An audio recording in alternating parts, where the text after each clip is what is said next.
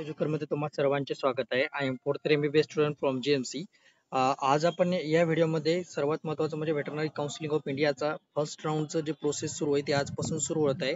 तर त्याबद्दल सविस्तररित्या माहिती करून घेणार आहोत. रजिस्ट्रेशन फीस काय आहे, रजिस्ट्रेशनसाठी डॉक्युमेंट काय काय लागतील, फर्स्ट राऊंडची प्रोसेस कशा प्रकारे चालते, त्याच्यानंतर सेकंड थर्ड राऊंड बद्दल थोडक्यात माहिती घेणार आहोत. तर त्यामुळे व्हिडिओ शेवटपर्यंत बघा. तर सर्वात महत्त्वाचं म्हणजे तुम्हाला सांगतो व्हेटरनरी काउन्सिलिंग ऑफ इंडियामध्ये व्हेटरनरीसाठी जर तुम्हाला एमबीबीएस तुमचं थोड्या मार्काने जर हुकत असेल तर तुम्ही व्हेटरनरीसाठी रजिस्ट्रेशन करायला हरकत नाही, कारण की व्हेटरनरी ही चांगली फील्ड आहे आणि डिग्री पण छान आहे.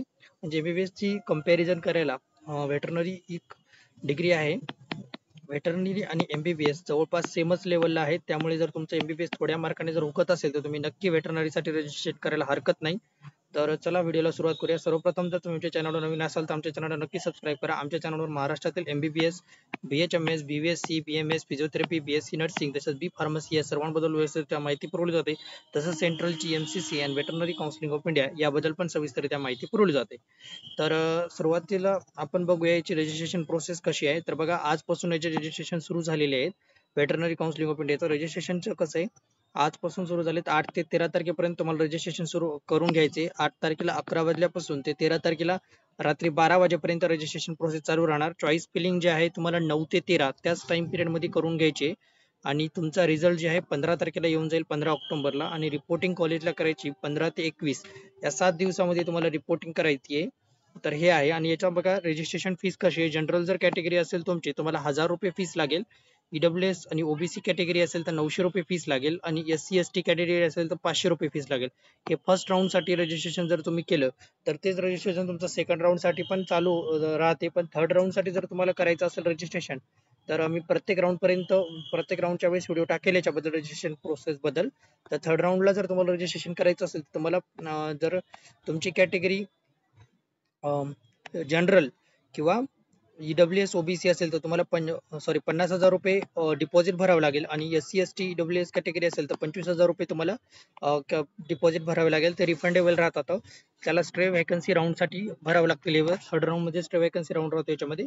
तर हे जे तुमचं आहे रजिस्ट्रेशन फीस आहे, जनरल कॅटेगरीचे फर्स्ट राऊंड साठी रजिस्ट्रेशन फीस किती आहे, 1000 रुपये. ईडब्ल्यूएस ओबीसी कॅटेगरीसाठी 900 रुपये आणि एससी एसटी कॅटेगरीसाठी 500 रुपये ही फर्स्ट राऊंडची रजिस्ट्रेशन फीस आहे. आपण थर्ड राऊंड सुरू झाल्यानंतर बोलूया थर्ड व सेकंड राऊंडच्या बद्दल. तर ही आहे रजिस्ट्रेशन फीस. आता बघा त्याच्यानंतर एक नियम आहे, तर तुम्हाला जर कॉलेज भेटलं फर्स्ट राऊंडला तर तुम्हाला घ्यावंच लागणार आहे. जर तुम्ही घेतलं नाही तर तुम्ही नेक्स्ट राऊंडला पार्टिसिपेट करू शकत ना, एवढं लक्षात असतं. त्यामुळे तुम्हाला एकदा कॉलेज भेटलं तर तुम्हाला घ्यावं लागणार, एवढं लक्षात असतं. त्यामुळे जर तुम्ही चॉईस फिलिंग देता वेळेस काळजीपूर्वक चॉईस फिलिंग द्या. आणि बघा, the candidate who have allotted seat in round 1 but not be reported admission for allotted colleges shall not be allowed to participate in further round. हा, तुम्ही कॉलेज घेतल्यानंतर तुम्ही अपग्रेड करू शकता, पण तुम्ही कॉलेज न घेता फ्री एक्झिट नाही याच्यामध्ये. तुम्हाला कॉलेज जर भेटलं तुम्हाला घ्यावंच लागणार.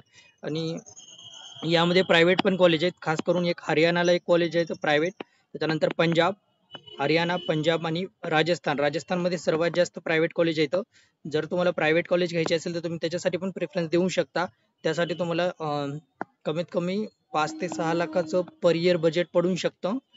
जर तुम्हाला याच्याबद्दल माहिती पाहिजे असेल तुम्ही आमचे संपर्क साधू शकता प्रायव्हेट कॉलेज बद्दल. तर हे चला. आणि त्याच्यानंतर तुम्हाला डॉक्युमेंट कोणकोणते लागतील रजिस्ट्रेशनसाठी. नीट यूजीचं ॲडमिट कार्ड लागेल. त्याच्यानंतर रँक कार्ड म्हणजेच नीट यूजीचा रिझल्ट लागेल तुम्हाला. आयडी प्रूफ लागेल, Aadhaar card, voter ID, ration card, passport, PAN card, birth certificate लागेल. आणि त्याच्यानंतर 10वी प्लस 12वीचे दोन्हीचे मार्कशीट लागतील. 10वीचं आणि 12वीचं दोन्ही मार्कशीट लागेल.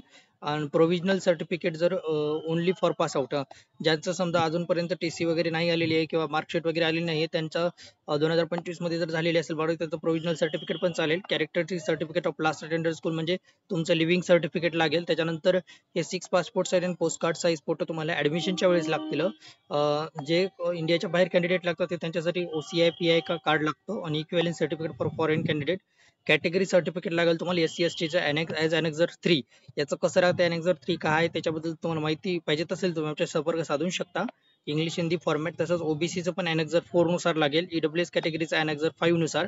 पीडब्ल्यूडीचं कॅन्डिडेट जर असेल तर UDID कार्ड इश्यू लागते गव्हर्नमेंट ऑफ मेडिकल अथॉरिटी नुसार. हे तुम्हाला असे 4 डॉक्युमेंट लागतात. जर तुम्ही याच्यामधून बिलॉंग करत असाल कॅटेगरीमधून, ओबीसी कॅटेगरीनुसार किंवा पीडब्ल्यूडी जर कॅन्डिडेट असाल, म्हणजे हँडिकॅप जर कॅन्डिडेट असाल, असे डॉक्युमेंट लागू शकतात. आणि यानंतर इलिजिबिलिटी क्रायटेरिया जर सांगायचं झालं, इलिजिबिलिटी क्रायटेरिया 2च आहेत. इलिजिबिलिटी क्रायटेरियामध्ये तुम्ही नीट दिलेली गरजेचं असणे, नीट यूजी 2025 तुम्ही दिलेली गरजेचं आहे.